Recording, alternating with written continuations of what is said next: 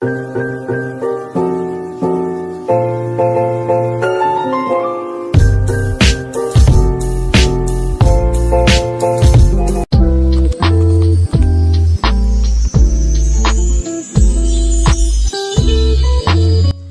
kita langsung ke materi, yaitu tentang sel-sel darah. Kita mulai dari perkembangan sel darah. Dalam perkembangan sel darah itu ada proses hematopoiesis, di mana proses hematopoiesis ini merupakan suatu proses perkembangan darah yang terugalasi dan berkesinambungan yang meliputi sel arenewal, proliferasi, diferensiasi, dan maturasi. Kemudian itu yang beredar di aliran darah. Di sel renewal ini merupakan suatu kemampuan sel yang mempengaruhi sel sehingga tidak akan habis meski terus-menerus. Kemudian pada proliferasi merupakan suatu kemampuan yang membelah dan memperbanyak diri. Kemudian pada diferensiasi ini merupakan suatu kemampuan yang berkembang menjadi sel dengan fungsi yang tertentu. Kemudian yang terakhir yaitu maturasi, di mana maturasi ini merupakan suatu kemampuan yang mematangkan diri.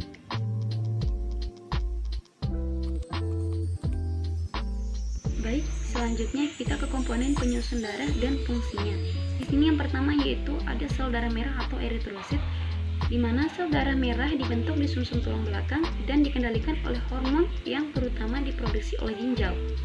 Pada eritroprotein, sel darah merah akan mengalami proses pematangan selama 7 hari di sumsum tulang baru, kemudian dilepaskan ke aliran darah. Di sini fungsi dari sel darah merah atau eritrosit yaitu membawa hemoglobin yang telah terikat oleh oksigen dari paru-paru menuju jaringan lain.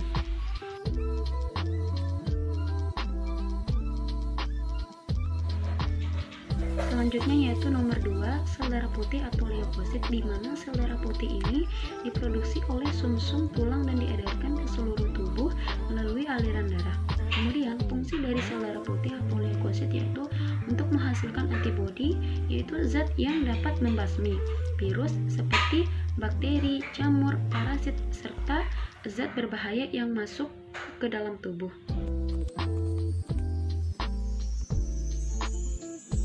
Selanjutnya yaitu nomor 3, trombosit atau keping darah, di mana trombosit ini dibentuk di sumsum tulang dari megakariosit, yaitu sel yang sangat besar dalam sumsum tulang belakang yang memecah menjadi trombosit, baik dalam sumsum tulang atau segera setelah memasuki darah, khususnya ketika mencoba untuk memasuki kapiler paru. Kemudian di sini fungsinya yaitu membentuk sumbat yang merupakan respon hemostatik normal terjadinya cedera vaskular yang dapat terjadi kebocoran spontan darah melalui pembuluh halus. Kemudian fungsi trombosit yaitu ada 3. Yang pertama yaitu perlekatan, penggumpalan, dan yang terakhir yaitu reaksi pelepasan.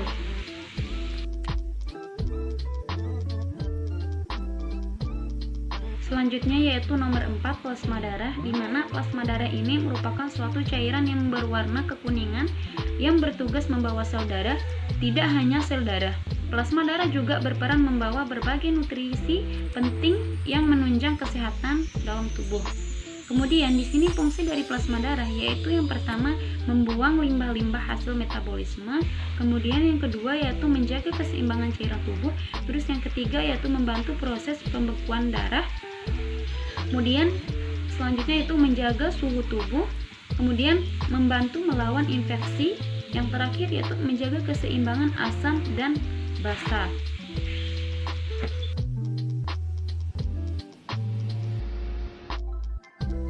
Selanjutnya yaitu pembentukan sel-sel darah in utero bayi dan anak. Di sini yang pertama yaitu ada eritrosit atau sel darah merah yang pertama kali dihasilkan di dalam kantong kuning setelah saat embrio pada minggu-minggu pertama. Kemudian proses pembentukan eritrosit ini disebut dengan eritropoiesis. Setelah beberapa bulan kemudian, eritrosit terbentuk di dalam hati, limpa, dan kelenjar sumsum tulang. Kemudian, produksi eritrosit ini dirangsang oleh hormon eritropoietin. Setelah dewasa, eritrosit dibentuk di sumsum tulang membranosa. Semakin bertambah usia seseorang, maka produktivitas sumsum tulang semakin turun. Kemudian yang kedua yaitu ada sel pembentuk eritrosit, yaitu hemositoplas, di mana itu merupakan sel batang mieloid yang terdapat di sumsum tulang. Kemudian sel ini akan membentuk berbagai jenis, yaitu leukosit, eritrosit, dan megakariosit atau pembentuk keping darah. Kemudian rata-rata umur sel darah merah kurang lebih yaitu 120 hari. Kemudian sel-sel darah merah menjadi rusak dan dihancurkan dalam sistem retikulum endotelium, terutama dalam limpa dan hati. Kemudian yang ketiga yaitu globin dan hemoglobin, di mana globin dan hemoglobin ini dipecah menjadi asam amino untuk digunakan sebagai protein dari jaring-jaringan, dan zat besi dalam hep dan hemoglobin dikeluarkan untuk dibuang dalam pembentukan sel darah merah lagi. Kemudian selanjutnya yaitu sisa hem dari hemoglobin diubah menjadi bilirubin atau warna kuning empedu, dan bilirubin yaitu yang berwarna kehijau-hijauan yang dapat dilihat pada perubahan warna hemoglobin yang rusak pada luka memar.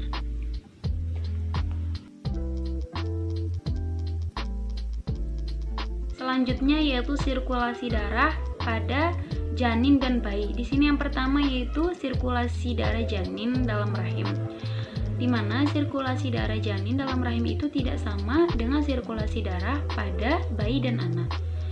Kemudian dalam rahim paru-paru itu tidak berfungsi sebagai alat pernapasan atau pertukaran gas karena itu dilakukan oleh plasenta.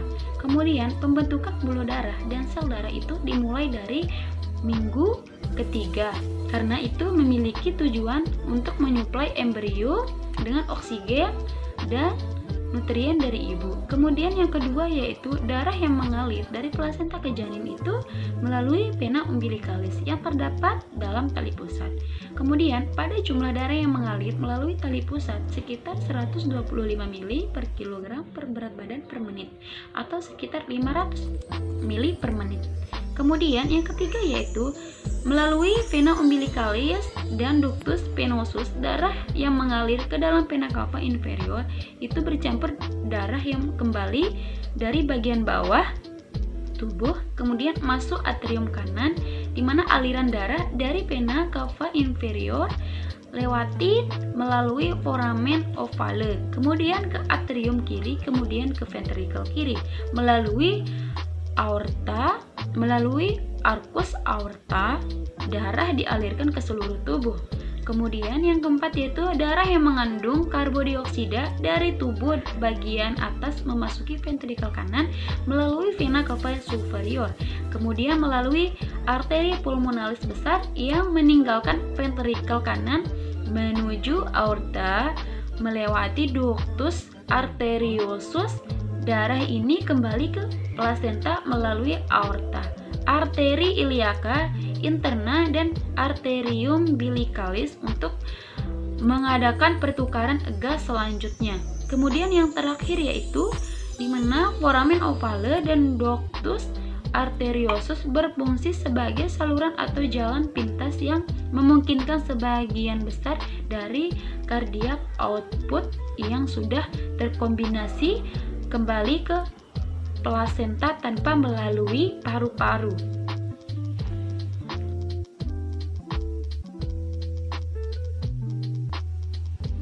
Selanjutnya yaitu sirkulasi darah pada orang dewasa. Di sini ada sistem peredaran darah manusia terbagi menjadi 3 jenis. Yang pertama yaitu ada sirkulasi sistemik, di mana sirkulasi sistemik ini merupakan sirkulasi darah yang mencangkup ke seluruh tubuh. Kemudian sirkulasi ini berlangsung ketika darah bersih mengandung oksigen mengisi serambi kiri jantung melalui vena pulmonalis setelah melepaskan karbodioksida di paru-paru. Kemudian darah yang sudah berada di serambi kiri kemudian diteruskan ke bilik kiri jantung untuk disalurkan ke seluruh tubuh melalui pembuluh darah utama atau aorta. Kemudian darah yang dipompa melewati aorta akan terus mengalir hingga ke bagian paling ujung di seluruh tubuh atau di seluruh area bagian tubuh setelah menyalurkan berbagai zat ke sel-sel tubuh.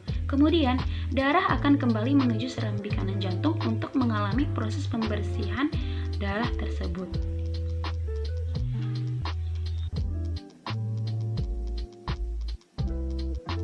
Selanjutnya nomor 2 yaitu sirkulasi pulmonalis. Di sini sirkulasi pulmonal atau sirkulasi paru merupakan sirkulasi darah dari jantung menuju paru-paru dan sebaliknya.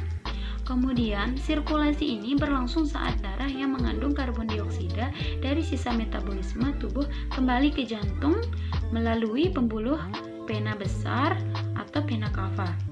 Selanjutnya yaitu darah tersebut akan masuk ke serambi kanan dan diteruskan ke bilik kanan, kemudian dialirkan ke paru-paru melalui arteri pulmonalis untuk ditukar menjadi oksigen. Kemudian darah bersih yang kaya oksigen itu kemudian akan masuk ke serambi kiri jantung melalui vena pulmonalis untuk diedarkan ke seluruh tubuh.